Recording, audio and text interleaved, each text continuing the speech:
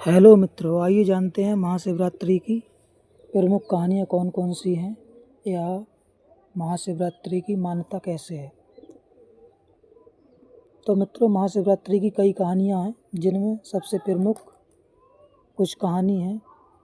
जैसे इस रात भगवान शिव और देवी पार्वती का विवाह भी हुआ था, और एक अन्य कथा के अनुसार ये वह रात है जब समुद्र मंथन के दौरान निकले विष को भगवान शिव ने पीकर सृष्टि को बचाया था, जिससे उनका गला नीला पड़ गया था और वे नीलकंठ कहलाए। एक तीसरी कथा ये भी है कि महाशिवरात्रि के दिन भगवान शिव लिंग रूप में पहली बार प्रकट हुए थे। तो आइए जानते हैं तीनों कथाओं के बारे में विस्तार से। प्रमुख कथाएं। भगवान शिव और देवी पार्वती का विवाह। पौराणिक कथाओं के अनुसार फाल्गुन मास के कृष्ण पक्ष की चतुर्दशी को भगवान शिव ने वैराग्य का त्याग कर माता पार्वती से विवाह किया और गृहस्थ जीवन में प्रवेश किया। इसी उपलक्ष्य में महाशिवरात्रि का उत्सव मनाया जाता है। आइए जानते हैं दूसरी कथा। हलाहल विष पान। समुद्र मंथन के दौरान जब हलाहल नामक विष निकला तो सृष्टि को बचाने के लिए भगवान भोलेनाथ ने उसे पी लिया। इस विष के कारण उनका कंठ नीला पड़ गया था।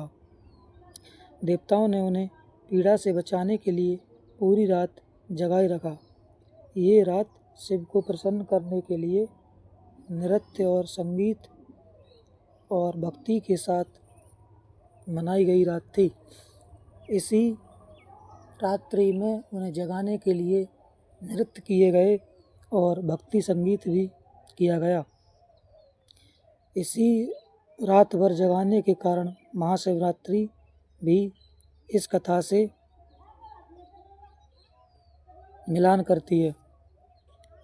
आइए जानते हैं शिवलिंग के रूप में प्रकट।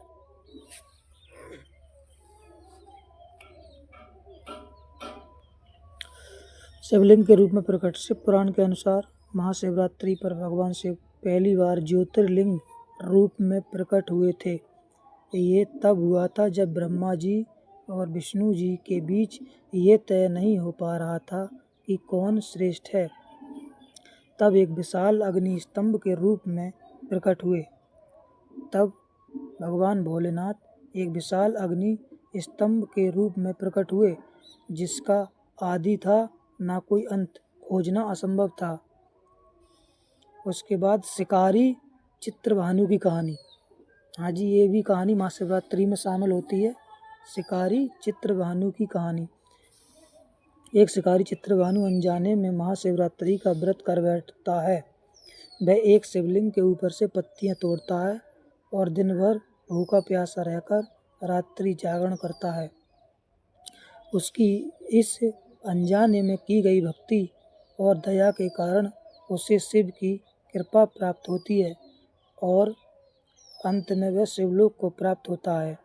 ये भी कथा महाशिवरात्रि के अनुभव को पहचान कराती है। तो हमने ये 4 कथाएं आपको महाशिवरात्रि के बारे में बताई। ये कथाएं आपको अच्छी लगी हों तो चैनल को सब्सक्राइब करें, लाइक करें, कमेंट करें और अच्छी अच्छी धार्मिक कथाएं देखने के लिए चैनल पर जाएं।